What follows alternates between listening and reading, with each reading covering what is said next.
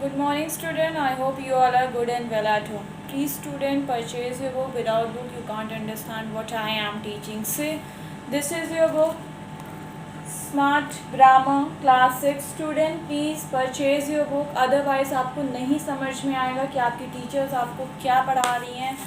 तो आप बुक्स ख़रीद लें. आप सीनियर क्लासेस में पहुंच चुके हैं, हायर क्लासेस में एडमिशन्स करा लें, अपने बुक्स ले लें, वरना आपके कोर्स बहुत पीछे जा रहे हैं. ऑलमोस्ट टीचर्स अपने कोर्स कंप्लीट कराना स्टार्ट कर दिए हैं.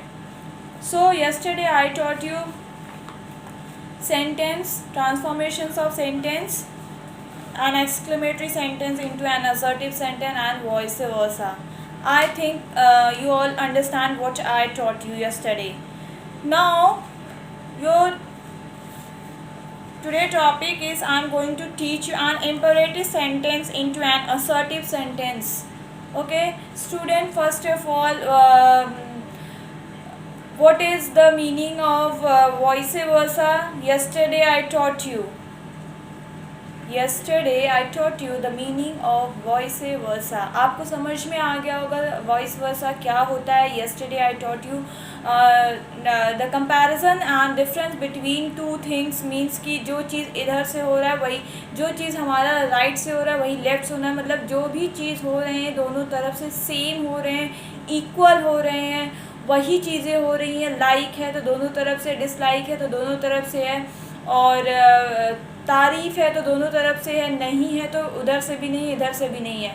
तो कोई किसी को टीस कर रहा है तो इधर से भी कर रहा है, उधर से भी, मतलब जो भी चीज़ हो रहा है दोनों तरफ से बराबर हो रहा है. Then I use the word vice versa. Okay, I think you all understand. Now yesterday your topic is an imperative sentence to an assertive sentence. First of all, assertive sentence fast revision करते हैं हम लोग. Assertive sentence क्या होते हैं? Such sentence state a fact, opinion और an idea. ऐसे sentence जो आपको फैक्ट्स बताएं, ओपिनियन बताएं, आइडियाज़ बताएं, तो वो क्या कहलाते हैं? Assertive sentence. इधर you call declarative statement is called a assertive sentence. या तो आप उसको असर्टिव भी कह सकते हैं, या तो आप उसको डेक्लरेटिव भी कह सकते हैं, या तो आप उसको स्टेटमेंट भी कह सकते हैं. एंड इम्परेटिव सेंटेंस क्या होते हैं?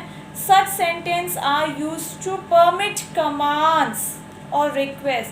ऐसे सेंटेंस जो आपको परमिशंस दें, कमांड्स दें, रिक्वेस्ट करें, is called a imperative sentence. वो क्या कहलाते हैं?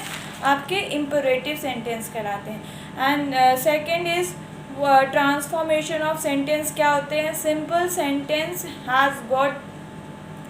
सबसे पहले मैंने आपको बहुत बार समझाया है स्टूडेंट्स ट्रांसफॉर्मेशन ऑफ सेंटेंस क्या होते हैं. तो मैं चाहती हूँ कि ये चीज़ आप मैं डेली ना बता के, जब मैं बोलूँ ट्रांसफॉर्मेशन ऑफ सेंटेंस तो आपके माइंड में क्विकली आ जाना चाहिए, फास्टली, कि वो क्या होते हैं ट्रांसफॉर्मेशन ऑफ सेंटेंस. मैम हर दिन रिवीजन करा रही है, मैम बता रही है, तो आपके दिमाग में आ जाना चाहिए ट्रांसफॉर्मेशन ऑफ सेंटेंस क्या होते हैं. Transformation of sentence, to transform a sentence is to without changing its meaning. मतलब कि ऐसे सेंटेंस बेटा जो हम ट्रांसफॉर्म तो करते हैं एक ग्रामेटिकल रूल से एक सेंटेंस को दूसरे सेंटेंस से, बट उसकी मीनिंग्स नहीं चेंज होती, उसी को हम क्या कहते हैं? Transformation of sentence. I hope you all understand. A sentence can be transform from one type two another type without changing its meaning. The most important things, remember, when you do transform from one type to another, it is that you can not change its meaning. मतलब कि आपको ये चीज़ें याद रखना है कि आपको ट्रांसफॉर्मेशन करना है without changing their meaning. Now today we are going to learn an imperative sentence to assertive sentence. मैंने आपको बता दिया imperative sentence क्या होते हैं. थोड़ा सा मैं और एक्सप्रेस करती हूँ अगर आपको नहीं समझ में आएगा. इम्परेटिव, असर्टिव तो समझ में आ गया होगा आई थिंक. अगर आपको कन्फ्यूज़न होगा इम्परेटिव में तो मैं थोड़ा सा और समझाती हूँ. Express a command, request in with either a full stop और एन एक्सक्लेमेशन मार्क. कभी कभी आपको इम्परेटिव सेंटेंस में भी एक्सक्लेमेशन मार्क मिलते हैं देखने को. कभी कभी सेंटेंस ऐसा होता है कि आपको देखने को मिलता है, often the subject is not mention but understood the kind of sentence. मतलब इम्परेटिव सेंटेंस में आपको सब्जेक्ट नहीं देखने को मिलेगा। क्या होते हैं इम्परेटिव सेंटेंस में? सब्जेक्ट हिडन होते हैं, सब्जेक्ट छुपे होते हैं इसमें, बट आपको अपने दिमाग से अंडरस्टूड करना है कि इसमें सब्जेक्ट है, वो छुपा है, उसको मुझे निकाल के बाहर इम्परेटिव सेंटेंस को जब इम्परेटिव टू असर्टिव या असर्टिव टू इम्परेटिव में करेंगे तो सब्जेक्ट को बाहर निकाल के लिखना होगा। क्यों? क्योंकि imperative sentence always start with a verb, verb से सेंटेंस स्टार्ट होते हैं, उसमें ऑब्जेक्ट होते हैं, फुल स्टॉप होता है लास्ट में, या फिर कभी कभी आपको एक्सक्लेमेशन मार्क भी देखने को मिलता है। एंड असर्टिव सेंटेंस क्या होते हैं? Subject plus verb plus object. हाँ, assertive sentence subject plus verb plus object. But imperative sentence में सब्जेक्ट तो होते हैं, बट वो क्या होते हैं? हिडन होते हैं, छुपे होते हैं। ठीक है, तो हम विदाउट वेस्टिंग टाइम हम आपको समझाते हैं कि इम्परेटिव सेंटेंस क्या होते हैं। आई थिंक आपको समझ में आ गया होगा स्टूडेंट इम्परेटिव सेंटेंस क्या होते हैं। नाउ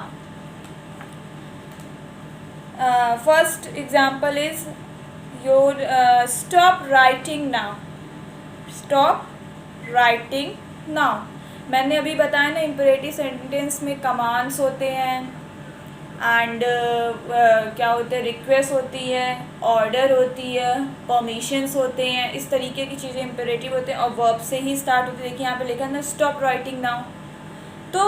तो आपको इसको असर्टिव में चेंज करने के लिए क्या होता है? इसमें सब्जेक्ट मैंने क्या कहा होते हैं? वो सब्जेक्ट यू होता है। सब्जेक्ट क्या होता है? YOU, यू सब्जेक्ट होता है और वो हमेशा हिडन होता है, छुपा होता है। तो आपको असर्टिव में चेंज करने के लिए आप इसके रूल के अकॉर्डिंग फॉलो करेंगे। तो आप लिखेंगे you should stop writing now. हाँ, you should stop writing now also कर सकते हैं and you must stop writing now. तो आप इम्परेटिव सेंटेंस को दो तरह से चेंज कर सकते हैं, you should stop writing now, इधर you must stop writing now. Must is showing compulsion. Okay student, must is showing compulsion. तो यहाँ पे मस्ट क्या कह रहा है? कंपल्शन को शो कर रहा है। या तो आप कर सकते हैं you should stop writing now या you must stop writing now. Should आपका क्या हो गया? मॉडल वर्ब हो गया, मॉडल हो गया। एंड यू हो गया आपका हिडन, जो मैंने बोला था क्या होता है? सब्जेक्ट छुपा होता है, आपको यू से स्टार्ट करना होगा तो आपने यू से किया। ठीक, and one more example is that please sing a song.